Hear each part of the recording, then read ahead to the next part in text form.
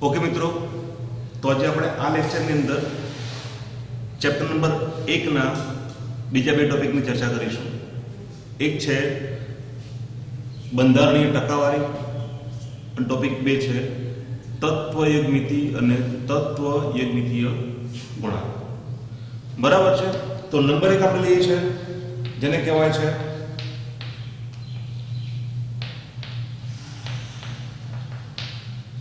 બંધારણીય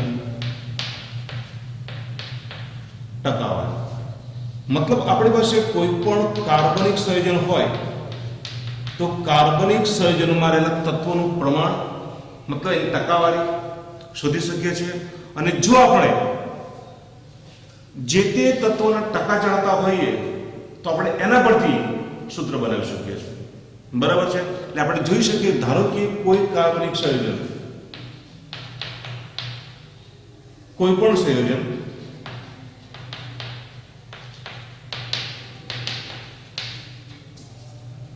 જ્યારે બે કે તેથી વધુ તત્વોથી બનેલું હોય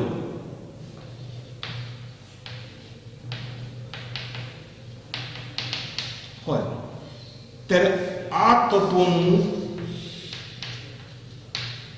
દળ કહેવાય છે કે તેમના ચોક્કસ પ્રમાણમાં હોય છે. બરાબર? તો આપણે આના પરથી આપણે એક સૂત્ર પરથી આપણે દરેક તત્વના ટકા શોધી શકીએ છીએ. ઉપરાંત આપણે એ ટકાવારી પરથી આપણે જે તે સંયોજનનું આપણે અણુસૂત્ર અને પ્રમાણસૂચક સૂત્ર બનાવી શકીએ છીએ. લગભગ આમાં બધી ગણતરીઓ છે. જેમ કે આપણી પાસે સૂત્ર છે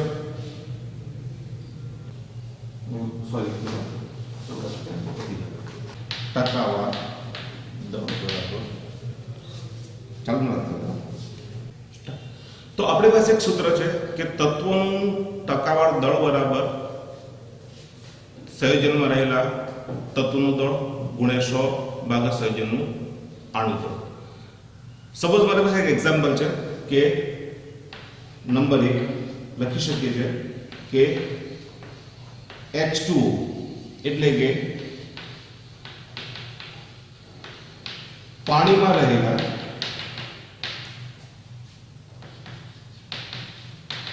તત્વોનું ટકાવાર પ્રમાણ ગણો. તો આપણને ખબર છે કે જે પાણી છે એમાં 2 હાઇડ્રોજન અને 1 ઓક્સિજન છે. જે હાઇડ્રોજન છે એનું આપણે લખી શકીએ આવે કે પરમાણુ દળ. હાઇડ્રોજનનું પરમાણુ દળ દરેકને ખબર છે કે 1 ગ્રામ પ્રતિ મોલ છે. એ જ પ્રકારે ઓક્સિજનનું પરમાણુ દળ આપણને ખબર કેટલું છે તો 16 ગ્રામ છે. તો એ પ્રમાણે જોઈએ છે તો H2O નું આની દળ કેટલું આવશે તો અહીંયા પાણીમાં હાઇડ્રોજનના 2 એટમ્સ છે અને ઓનો 1 એટમ્સ છે. તો આપણે મૂકી શકીએ પ્રમાણે કે 2 કૌંસમાં H વત્તા 1 કૌંસમાં ઓક્સિજન. તો દરેકનો આપણે પરમાણુ ભાર મૂકી દઈએ તો 2 ગુણ્યા 1 વત્તા 100 બરાબર તમને શું મળશે 18 ગ્રામ. તમને શું મળશે H2O નું આણું દળ મળે છે. હવે આપણે અહીંયા આ પ્રકારે બંને તત્વોના શું શોધવાના છે ટકાવાર પ્રમાણ. પહેલું શોધીએ આપણે હાઇડ્રોજન. તો H2O માં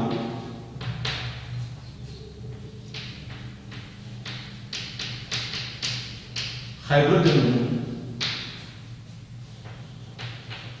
ટકાવાર પ્રમાણ બરાબર. ચલો સૂત્ર આપણું છે એ પ્રમાણે તો સંયોજનમાં રહેલા તત્વોનું દળ તો આપણી પાસે કેટલું છે 2 મૂકી દઈએ તો 2 ગુણ્યા 100 ભાગ્યા આપણને જે સંયોજન છે તેનું શું ખબર છે, આનું દર કેટલું છે 18 છે, તો આપણે મૂકી દઈએ પ્રમાણે અહીંયા મૂકી દઈએ આપણે 18 9 9 તો કંઈક 11.11% કોણ આવે છે? તો અહીંયા h નું શું કહેવાય છે? ટકાવાર પ્રમાણ. તો એ જ પ્રમાણે જો ટકા લખ્યા છે હંમેશા યાદ રાખજો, કોઈ પણ ટકા હોય તો ટકા તમારે કેટલા હોય? 100 આવે. મતલબ બીજું મૂલ્ય આપણે કેટલું હશે? તો આનાથી 100 માંથી બાદ કરો તમારું મૂલ્ય કેટલું આવશે? તો આપણે જોઈ શકીએ પ્રમાણે કે H2O માં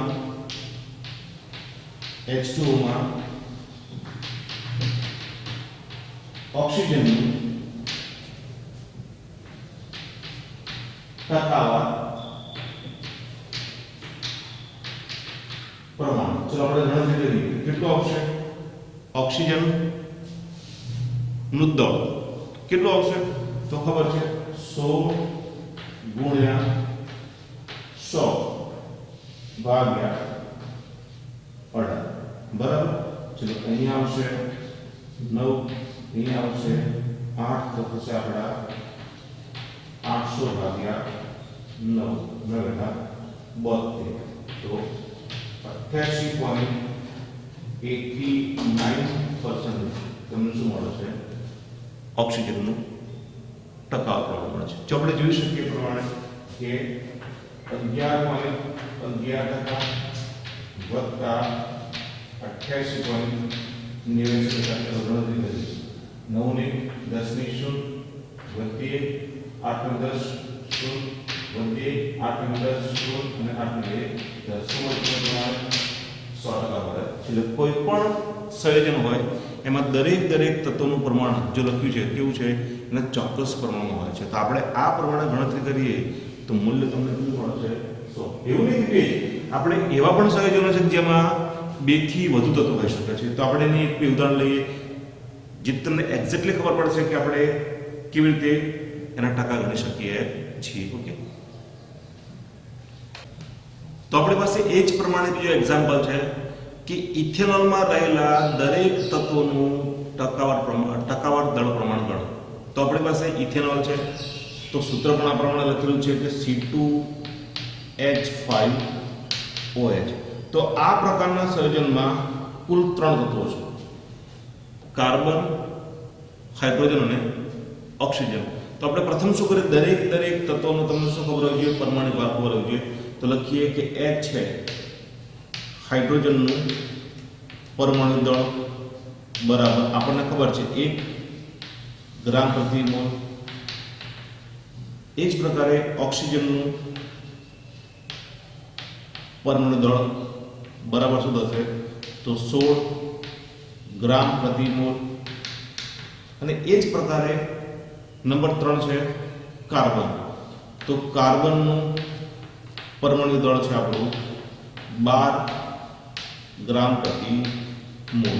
હવે આના આધારે આપણે આખા જે સંયોજન છે એનું આપણે નક્કી કરીએ આણ્વિક દળ બરાબર. તો લખી શકીએ હવે કે C2H5OH નું આણ્વિક દળ બરાબર શું થશે? તો એમાં રહેલા દરેક તત્વના ગુણાકાર અને પછી કરો સરવાળો. તો આપણી પાસે અહીંયા કાર્બન કેટલા છે? 2 છે, તો મૂકી દઈએ આપણે અહીંયા 2 કૌંસમાં કાર્બન વત્તા હાઇડ્રોજન 5 ને 6, તો 6 કૌંસમાં હાઇડ્રોજન વત્તા 1 કૌંસમાં શું થશે? ઓક્સિજન. તો લખી શકીએ 2 ઇન્સર્ટ લે છે ગુણાકાર છે ગુણ્યા 12 વત્તા 6 ગુણ્યા 1 વત્તા 1 ગુણ્યા શું થશે? 16. તો અહીંયા 12 24 વત્તા 6 વત્તા 16 ટોટલ તમે સરવાળો કરો તો 24 36 ને 6 46 તમને મળે છે 46 ગ્રામ પ્રતિ મોલ. એ શું મળે આપણને? તો આલ્કોહોલ લખી ઇથેનોલનું શું મળ્યું? આણ્વિક દળ. ચલો અહીંયા આપણે દરેકના ટકા શોધીએ. તો નંબર 1 અહીંયા લખી નાખું છું કે તો H નું ટકાવાર પ્રમાણ હું અહીંયા વારંવાર સૂત્ર મૂકતો નથી, ડાયરેક્ટ મૂલ્ય મૂકીશ કેમ કે સૂત્ર આપણે આગળ છે તો તમે પુશ કરીને જોઈ શકો છો.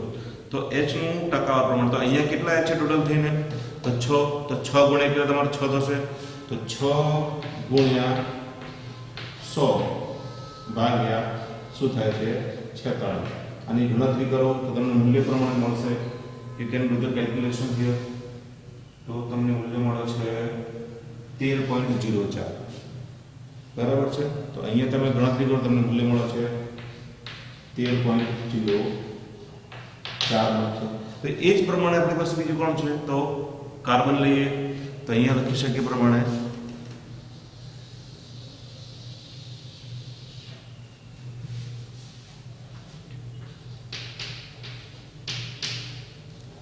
કાર્બનના ટકા બરાબર સંયોજનમાં રહેલા કાર્બનનું દળ ગુણ્યા 100 ભાગ્યા સંયોજનનું આણ્વિક દળ થશે તો કાર્બન આપણી પાસે કેટલા છે 2 છે તો આપણને કુલ કેટલું મળે છે 2 ગુણ્યા 12 થશે 2 ગુણ્યા 12 ગુણ્યા 100 ભાગ્યા શું થશે આવે 46 બરાબર 24 ગુણ્યા 100 ભાગ્યા શું થશે આવે 46 તો એ પ્રમાણે તમે ગણતરી કરો તો તમને મૂલ્ય કેટલું મળશે અહીંયા 23 અહીંયા આવશે 12 તો 1200 ભાગ્યા 23 કરો તમે ગણતરી કરો તો તમને મૂલ્ય મળશે પ્રમાણે 52.57 આપણે ગણતરી કરી જોઈએ તો તમને આઈડિયા આવશે પ્રમાણે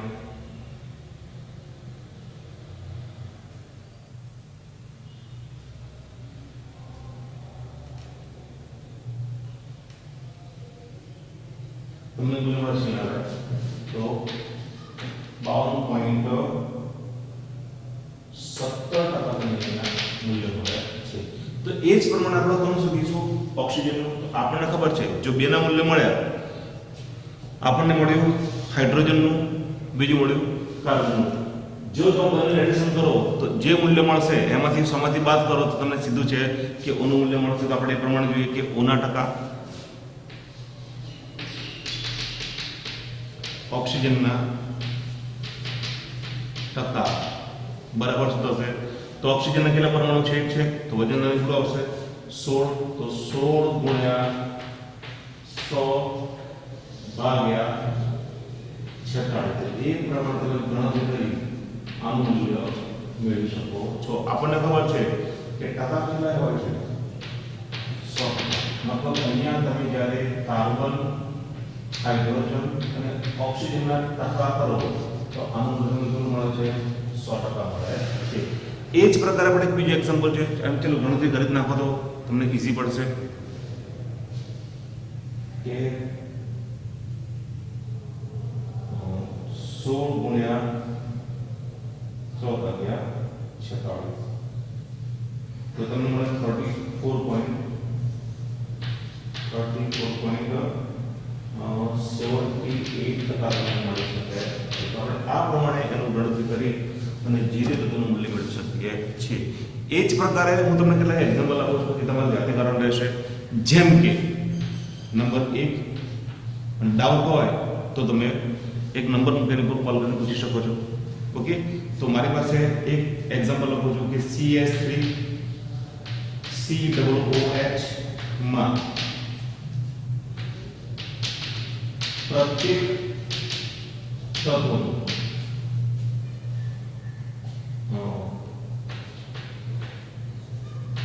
ટકાવાર પ્રમાણ શોધો એ જ પ્રમાણે નંબર 2 મૂકી શકું છું કે Na2CO3 મૂકી દીધું તો આમાં પ્રત્યેક તત્વનું ટકાવાર પ્રમાણ શોધો એ જ પ્રકારે ત્રીજું એક્ઝામ્પલ લઉં છું કે C6H5OH હજી લખી શકીએ આપણે હવે એક્ઝામ્પલ તરીકે બીજું તમને આપી દઉં છું એ જાતે કરવાનું છે કે આપણે મૂકી દઈએ હવે H2SO શું દરેકના તમે શું છે જે તે તત્વના આપણે ટકાવાર પ્રમાણ શોધી શકીએ છીએ ઓકે આ તમારું હોમવર્ક છે ડાઉટ હોય તો મને આ નંબર પર કોલ કરી શકો છો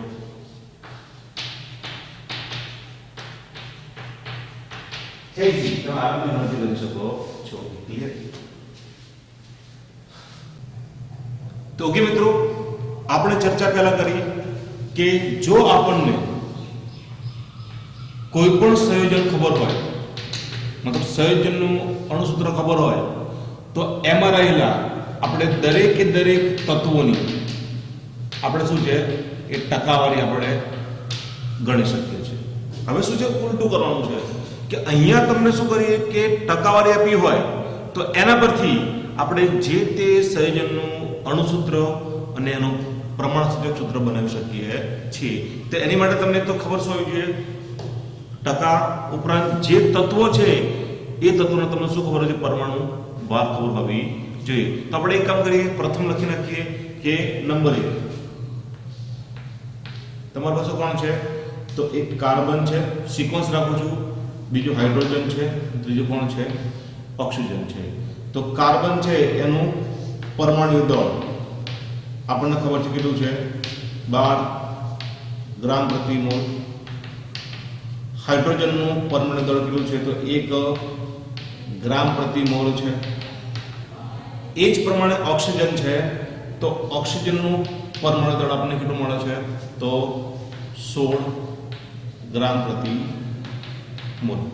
આ ઉપરાંત તમને સિક્વન્સમાં જો કાર્બન, હાઇડ્રોજન અને ઓક્સિજનનું આપણને ટકાવાર પ્રમાણ આપ્યું છે. કાર્બનનું કેટલું છે, તો કાર્બનનું મૂલ્ય તમને કેટલું આપ્યું છે, 54.55. તો અહીંયા કાર્બનનું આપણને ટકાવાર પ્રમાણ છે 54.55% છે. હાઇડ્રોજનનું તમને મૂલ્ય કેટલું આપ્યું છે, 9.06 તમને આપ્યું છે. તો એ મૂલ્ય તમને 9.06% તમને આપે છે.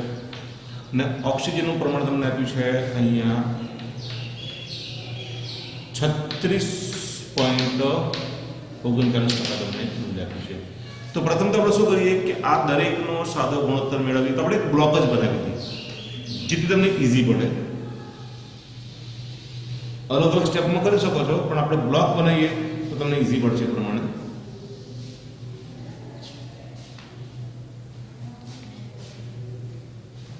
હવે તો આપણે અહીંયા લખી દઈએ કે તત્વો, બરાબર.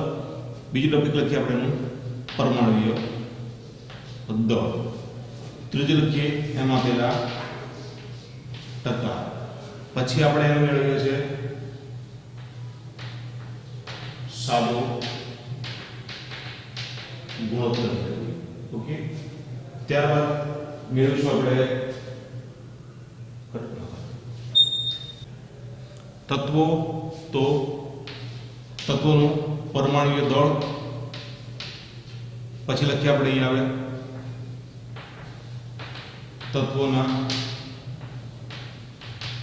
ટકા. ત્યારબાદ આપણે લખીશું અહીંયા આવે પરમાણુનો ગુણોત્તર.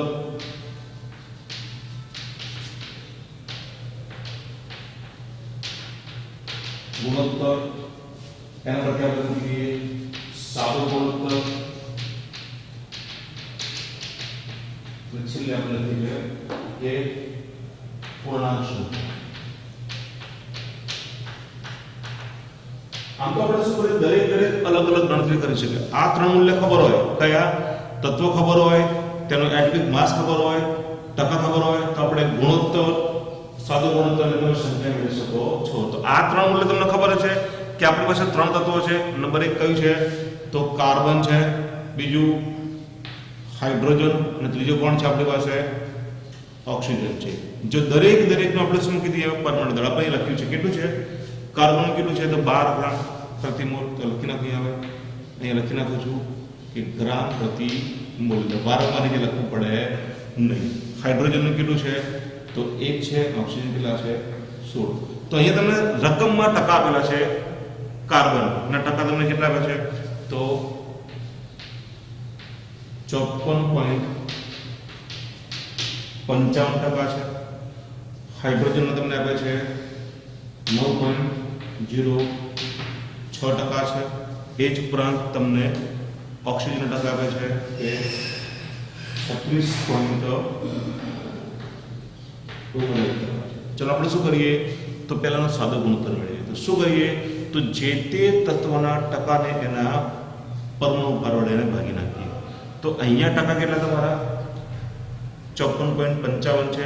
તો મૂલ્ય મૂકી શકીએ આપણે હવે કે 54.55 ભાગ્યા 12 લીધા છે. અહીંયા મૂકી દે આપણે આવે કે 9.06 ભાગ્યા 1. અહીંયા મૂકીએ આપણે તો 36.39 ભાગ્યા 16 મૂકી દઈએ. ઓકે, ચલો આપણે ગણતરી કરીએ તો 12 ચોકુ 48 એટલે કે 4 પોઈન્ટ. આપણે ગણતરી કરીએ તો મૂલ્ય તમને મળે છે 4.55 મળે. અહીંયા તો એક મળે છે સિમ્પલ, તમને મૂલ્ય મળે છે 9.06. અહીંયા તમને મૂલ્ય મળશે 12 તારીખ 36 ને લગભગ તમને મળશે 3.36 ને 12 ની અહીંયા તમારી ગણતરી છે 16 દુ 32. તો 16 દુ 32 2 પોઈન્ટ તમને સમથિંગ ગણતરી કરો તમને મૂલ્ય મળે છે પ્રમાણે 2.27 મૂલ્ય મળશે. ઓકે, આ પ્રમાણે તમને 3 મૂલ્ય મળે છે. હવે શું કરીએ? એનો સાદો ગુણોત્તર. તો અહીંયા આ ખાસ જરૂર છે. તો અહીંયા તમને 3 મૂલ્ય મળી જશે 4.55 9.06 અને 2.27.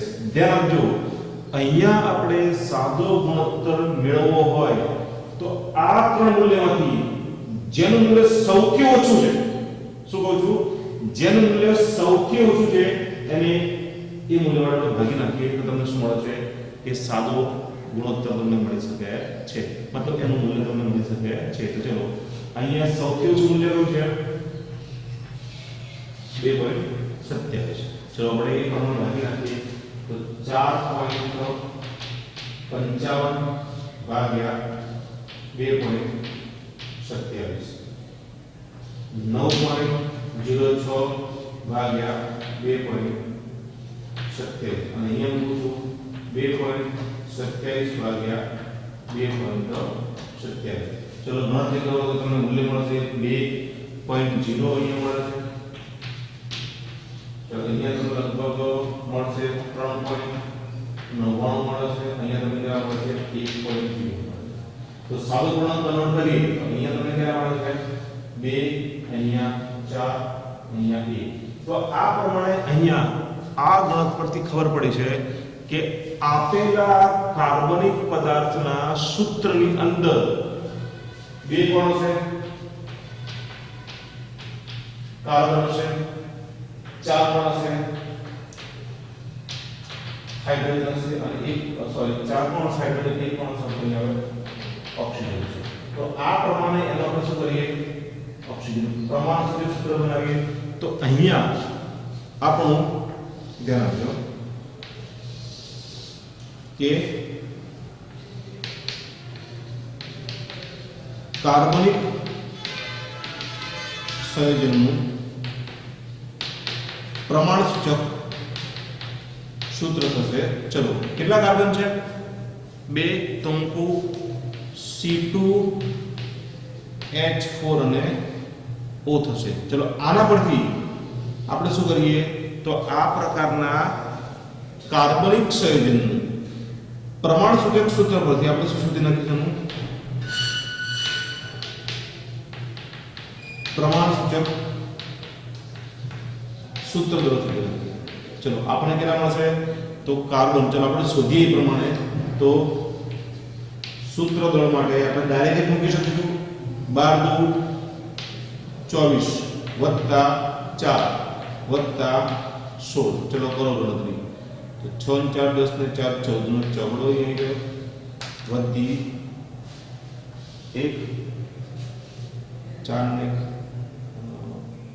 4 તમને કેટલો મળે છે તો 44 ગ્રામ પ્રતિ તમને શું મળે છે સૂત્ર દળ મળ્યું. ચલો એના પરથી આપણે શું કરીએ તો n મેળવીએ, ગુણક સંખ્યા મેળવીએ. તો અહીંયા તમને ગુણક સંખ્યાનું સૂત્ર ખબર છે કે ગુણક સંખ્યા n બરાબર શું થશે તો કાર્બનિક સંયોજનનું આણ્વિક દળ તમને આપેલું છે કેટલું છે 88 લખી શકીએ આવે કે કાર્બનિક સંયોજનનું આણ્વિક છેદમાં 16 છે તેનું સૂત્ર. તો અહીંયા આપણને મૂલ્ય મળે છે કે 88 ભાગ્યા 44 બરાબર તમને કેવું મળે ગુણન પ્રમાણ તમને મળે છે. હવે એ પરથી આપણે સૂત્ર મૂકીએ તો અણુ સૂત્ર માટે શું થશે તો ગુણક સંખ્યા ગુણ્યા પ્રમાણ સૂચક સૂત્ર. તો મૂકી શકીએ આપણે અહીંયા એ પ્રમાણે કે અણુ સૂત્ર બરાબર ધ્યાન આપજો મૂકું છું કે n ગુણ્યા પ્રમાણ સૂચક સૂત્ર. ઓકે ધ્યાન આપજો. તો અહીંયા n તમને કેટલો મળ્યો છે 2 મળ્યો છે. તો અહીંયા 2 મૂકી દઉં છું. ધ્યાન આપજો એ પ્રમાણે 2 ગુણ્યા આપણે આખી ગણતરી પરથી આપણને પ્રમાણ સૂચક સૂત્ર મળ્યું તો કેટલું છે C2H4O. તો આપણે મૂકી શકીએ છીએ કે C2H4O તો આપણું સૂત્ર છે C4H8 અને O2 આપણું સૂત્ર છે અણુસૂત્ર. તો અહીંયા આપણે આ ટોપિકમાં બે વસ્તુ જોઈએ છે. એક તો જો આપણને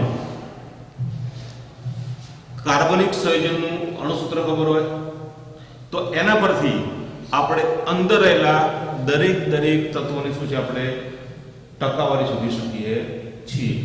એ જ પ્રમાણે ઉલટું કે જો તમને દરેક તત્વો મતલબ કાર્બનિક સંયોજનનું અણુસૂત્ર ખબર નથી કે પ્રમાણ સૂચક સૂત્ર ખબર નહીં, પરંતુ જો તમને ટકાવારી ખબર હોય તો આ પ્રમાણે ટકાવારીની મદદથી આપણે જે તે સંયોજનનું આપણે પ્રમાણ સૂચક સૂત્ર અને અણુસૂત્ર શોધી શકીએ છીએ. તો આ જ પ્રમાણે ધ્યાન રાખજો.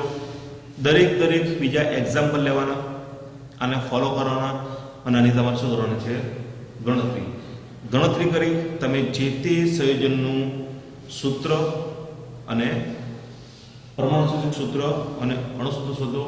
એ જ પ્રમાણે જો તમને સંયોજન ખબર હોય તો આપણે એના ટકા શોધી શકીએ છીએ. તો અહીંયા આ ટોપિક પણ કેવો છે તમારો ઘણો અગત્યનો છે. ઓકે તો આની પ્રેક્ટિસ તમારે કરવાની છે અને તમારે એ પ્રમાણે એની ગણતરી કરી અને એના સૂત્ર અને ટકા પ્રમાણ શોધી શકો છો. ઓકે તો આપણે પ્રથમમાં જોયું છે કે બંધારણીય ટકાવારી. અહીંયા આવે જે શબ્દ છે જેને કહેવાય તત્વ એકમિતિ અને એની ગણતરી જોઈએ. તો તત્વ એકમિતિનો ઇંગ્લિશમાં થાય છે સ્ટોક્યુમેન્ટ્રી. આ એક ગ્રીક શબ્દ છે. આ જે શબ્દ છે એ બે શબ્દનું મિશ્રણ છે સ્ટોકિયોન અને મેટ્રોન.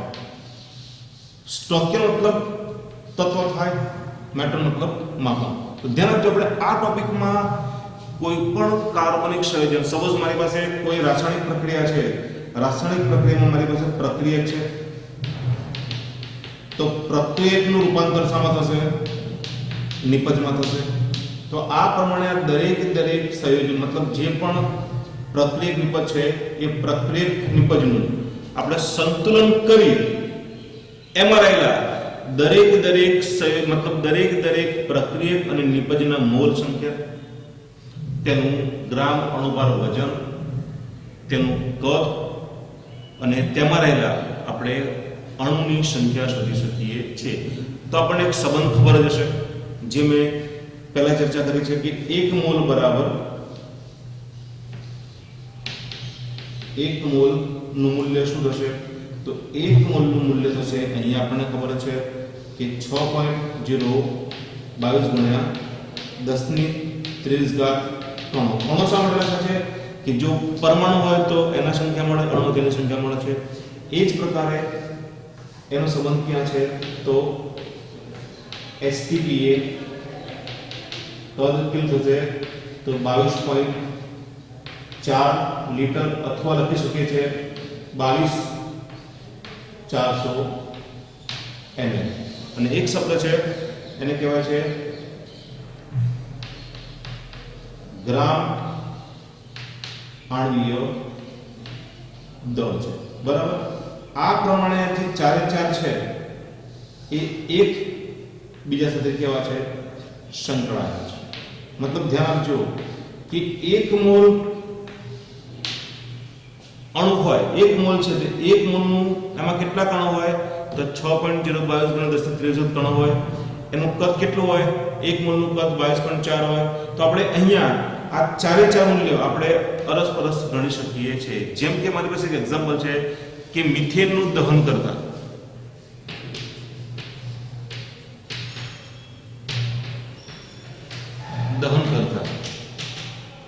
શું થશે તો આપણી પાસે ચાલો પ્રક્રિયા લખીએ પ્રમાણે મિથેન સૂત્ર CH4 જો દહન શબ્દ પડે એટલે દહન માટે હંમેશા કોની હાજરી જોઈએ ઓક્સિજન એની વગર દહન શક્ય છે નહીં તો વત્તા આપણે મૂકી દઈએ કે અહીંયા મૂકી દઈએ આપણે ઓક્સિજન ઇટ વિલ ગીવ યાદ રાખજો કોઈ પણ કાર્બનિક સંયોજનનું દહન થાય એટલે બે સંયોજન તો મળે જ કયા પાણી અને બીજું તમને શું મળે છે CO2 મળે અહીંયા ધ્યાન આપજો દરેક વ્યવસ્થા લખું છું તો આ પણ કયો તમારો વાયુ સ્વરૂપે છે આ પણ વાયુ સ્વરૂપે છે આ પણ તમારો કેવો છે વાયુ સ્વરૂપે છે આ પણ કેવો છે વાયુ ધ્યાન આપજો અહીંયા અવસ્થા લખવી જરૂરી છે સપોઝ કેટલીક પ્રક્રિયામાં ધારો કે કહેવાય કે આપણે ઉદાહરણ ઘણો છે કે Na હોય તો Na માટે શું લખી આવે સોરી અહીંયા આપણે ગરમ કરીએ છીએ ને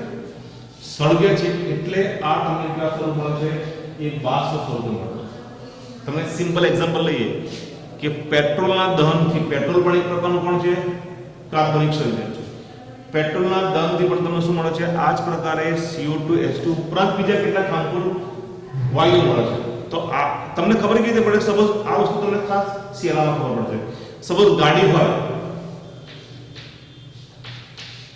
બરાબર છે આ ગાડી છે એનું સાયલેન્સર પાછળ આવે છે તમે જોઈ શકો છો કે ખાસ તમને શિયાળામાં ખબર પડશે ગાડી ચાલુ કર્યા પછી બંધ થાવ તો તમને અહીંયા કેટલા પાણી નીકળવા મળે એનું કારણ શું કે એન્જિન આગળ હોય બરાબર છે આખું સાયલેન્સર હોય છે બહાર ઠંડા બધું હોય છે તો અહીંયાથી અહીંયા આવતા શું થશે કન્ડેન્સેશન થશે મતલબ ઠંડુ થશે અને એ વાયુ જે પાણી જે વરાળ સ્વરૂપે છે એ કેવું છે અહીંયા આવે H2 નીચે તમને થોડા બિંદુ જોવા મળશે કે પાણી પડશે નહીં તમને પણ શું છે ખબર પડશે કે ભાઈ હા આ પ્રકારના કાર્બનિક પદાર્થનો દહનથી શું મળે CO2 ને H2 છૂટો પડે છે તો આપણે એ પ્રમાણે જોઈએ અહીંયા મેં સૂત્ર બેલેન્સ કર્યું છે નહીં ચલો જોઈશું આપણે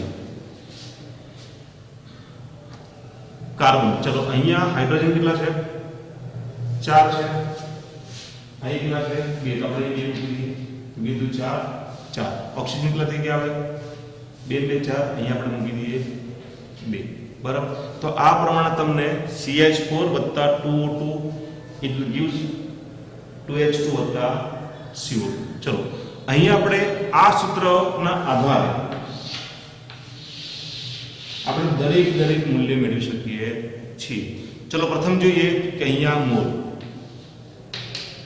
હું ડાયરેક્ટ મૂકું છું હવે ચલો આ પ્રકારના સૂત્રમાં CH4 આગળ કોઈ ગુણાંક કોઈ મૂલ્ય ના હોય મતલબ શું અહીંયા હોય 1 હોય બરાબર તો અહીંયા મિથેનના કેટલા મોલ છે તો અહીંયા લખી શકું આપણે હવે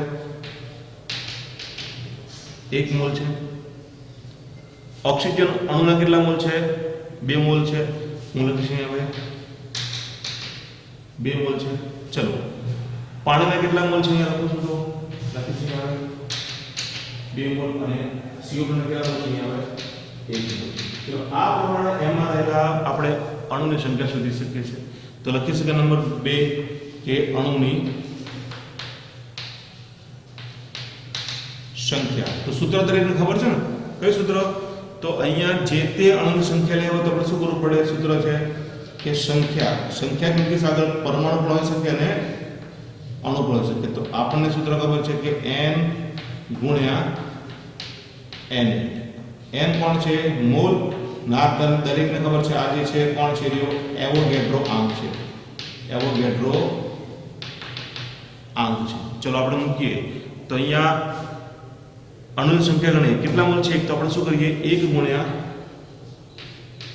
6.0 22 ગુણ્યા 10 ની 23 ઘાત CO2 ના અણુ CH પર અણુ થઈ ગયા. એ જ પ્રકારે અહીંયા શું આવશે પ્રમાણે તો ડાયરેક્ટ મૂકવું હોય કે તમને ખબર છે કે Na નું મૂલ્ય કેટલું છે 6.022 ગુણ્યા 10 ની 23 ઘાત છે. તો અહીંયા શું મૂકીશ હવે 2 ગુણ્યા તમને શું મળે આવે n.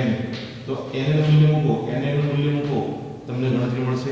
એ જ પ્રકારે જોઈ શકે છે હવે કે 2 મોલ કોણ છે H2O છે. તો અહીંયા મૂકી જગ્યા છે તો 2 ગુણ્યા 6.022 ગુણ્યા 10 ની 23 ઘાત H2O ના અણુઓ એ જ પ્રકારે CO2 ના અણુ છે તો શું આવશે 1 ગુણ્યા 6.022 ગુણ્યા 10 ની 23 ઘાત તમારો છે.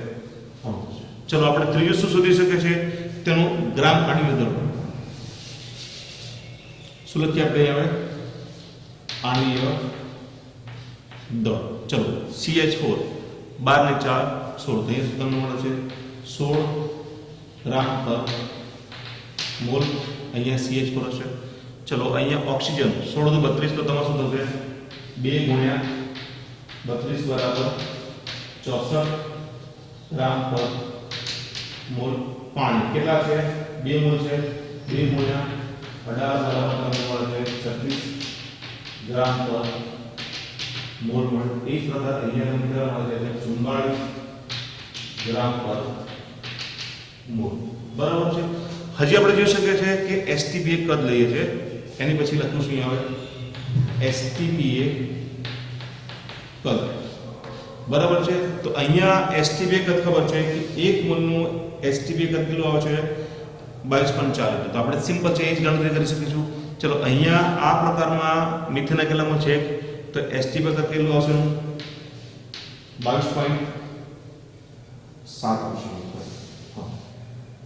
22.7 એ જ પ્રકારે અહીંયા O2 ના કેટલા મોલ છે 2 તો લખી શકીએ 2 ગુણ્યા 22.7 7 45.4 મળશે.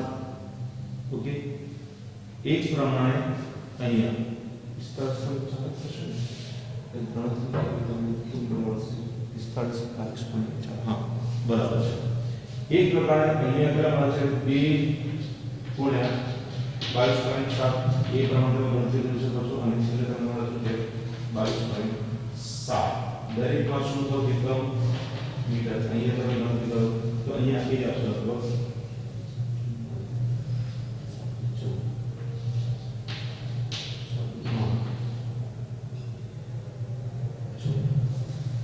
ગણતરી કરી બરાબર.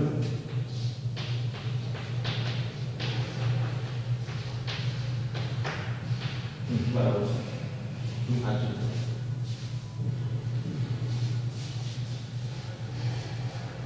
આટલું ટોપિક કાઢો એડિટ કરીને આવડાડજો કરી લો. બરાબર. STPA કદ. ચલો તો એ પ્રમાણે અહીંયા STPA કદ 1 મોલનું કદ તમને કેટલું થાય છે તો 22.7 લીટર થશે. 22.7 લીટર કદ અહીંયા થાય છે. ચલો આપણે અહીંયા 1 મોલ છે તો મિથેનનું કદ તમને મળે છે 22.7 લીટર. ઓક્સિજનના કેટલા મોલ છે 2 તો શું કરે આપણે અહીંયા આવે 2 ગુણ્યા 22.7 તો તમને મળશે લગભગ 45.4 લીટર મળશે. અહીંયા પાણીના 2 મોલ છે તો આપણે એ પ્રમાણે 2 ગુણ્યા 22.7 બરાબર 45.4. અહીંયા તમને કેટલા મળે છે 22.7 લીટર. તો અહીંયા આ પ્રકારે તમે કોઈ પણ દાખલામાં ગણતરી કરી શકો છો. સપોઝ તમને એમ કે 16 ગ્રામ છે ને તમને કીધું હોય કે 32 ગ્રામ મિથેનના દહનથી કેટલા મોલ પાણી મળે. જો લખું ધ્યાન આપજો. અહીંયા હવે એક સૂત્ર મૂકું છું, એક ગણતરી કરું છું. મેં શું મૂક્યું છે કે 16 હા 32 ગ્રામ CH4 ના દહનથી કેટલા મોલ તમને શું મળશે પાણી. આ દાખલો પૂછ્યો તમને સૂત્ર ખબર હોય છે 32 ગ્રામ છે તો અહીંયા લખી શકીએ છીએ કે આપણે સૂત્ર મૂકીએ કે CH4 વત્તા 2 2 it will give the 2H2O વત્તા CO2. ચલો અહીંયા આપણે કરીએ જો 16 ગ્રામ હોય 16 ગ્રામ CH4 હોય તો તમને શું મળે છે 2 મોલ તમને શું મળે છે પાણી મળે છે ને 2 મોલ પાણી મળે તો સિમ્પલ 32 ગ્રામ છે તો શું મળે તમને 32 ગ્રામ હોય તો સીધી વસ્તુ તમને કેટલા મોલ મળે છે 4 મોલ તમને શું મળે છે પાણી મળે છે. તો આ જ પ્રકારે ધ્યાન આપજો આપણે અહીંયા કોઈ પણ મૂલ્ય આપ્યું હોય તમને એમ કે મિથેનના દહનથી તો કે 16 ગ્રામ મિથેનના દહનથી કેટલા લીટર પાણી મળશે તો એ પણ આપણે ગણતરી કરી શકીએ છીએ. જો તમને એમ આપ્યું હોય કે અહીંયા મૂલ્ય બદલી શકીએ છે ને કે તમને એમ કે 64 ગ્રામ મિથેનના દહનથી કેટલા ગ્રામ CO2 મળે છે અથવા કેટલા અંશ CO2 મળે છે અથવા કેટલું કદ H2O મળે છે એની ગણતરી કરી શકીએ. એટલે અહીંયા ધ્યાન આપજો કે આપણે આ સૂત્ર ખબર હોય તો કોઈ પણ સંયોજન છે એના મોલ એમાં રહેલા અણુની સંખ્યા ઉપરાંત એનું ગ્રામ અણુ પર વજન અને તેનું H2O કદ શોધી શકીએ છીએ. તો દરેક ગણતરી કરવી હોય તો એક સાદું આ જે મૂલ્ય નોંધ કરી નાખજો કે આ તમને ખબર હોય તમે આ પ્રમાણે દાખલા કરી દરેક સંયોજનના મોલ દરેક સંયોજનના આણ્વિક દળ દરેક સંયોજનના અણુની સંખ્યા અને દરેક સંયોજનનું H2O કદની ગણતરી કરી શકો છો. ક્લિયર? તો આ જ પ્રકારે બીજા એક્ઝામ્પલની પ્રેક્ટિસ કરો. ડાઉટ લાગે તો એ પ્રમાણે તમે આ નંબર પર કોન્ટેક્ટ કરી